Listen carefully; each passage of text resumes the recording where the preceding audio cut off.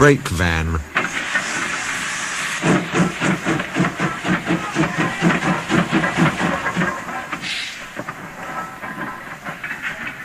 The Fat Controller scolded both engines severely. "There must be no more tricks," he said. "I shall be watching you both. I have to decide which of you is to stay." He strode away. The twins looked glum. Neither wanted to stay without the other. They said so. "Then what's to do?" wondered Douglas. "Och," said Donald, "each mun be as good as the other. Then he'll have to keep us both." Their plan was good, but they'd reckoned without a spiteful brake van. The van had taken a dislike to Douglas. Things always went wrong when he had to take it out. Then his trains were late, and he was blamed. Douglas began to worry. "You're a muckle nuisance," said Donald one day. "It's to leave ye behind I'd be wanting." "You can't," said the van. "I'm essential." "Och, aye!" Donald burst out. "You're nothing but a screeching and a noise when all's said and done. Spite Dougie, would ye? Take that!" "Oh, oh, oh!" cried the van. "Who'd you wished?" said Donald severely. "There's more coming if you misbehave." The van behaved better after that. Douglas's trains were punctual, and the twins felt happier. Then Donald had an accident. He backed into a siding. The rails were slippery. He couldn't stop in time and crashed through the buffers into a signal box. One moment, the signalman was standing on the stairs. The next, he was sitting on the coal in Donald's tender. He was most annoyed. "You clumsy great engine," he stormed. "Now you must stay there. You've jammed my points. It serves you right for spoiling my nice new signal box." The Fat Controller was cross too. "I am disappointed, Donald," he said.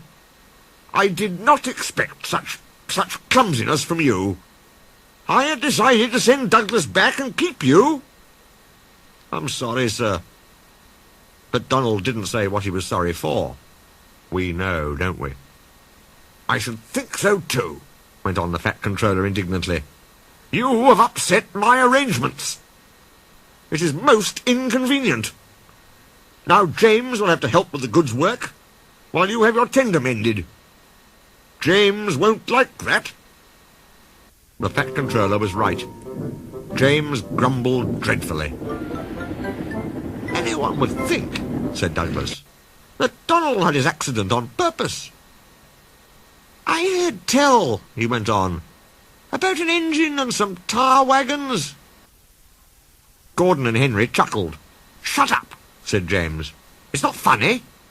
Well, said Douglas innocently. "Surely, James, it wasn't ye. He didn't say." James didn't say. He was sulky next morning and wouldn't steam properly.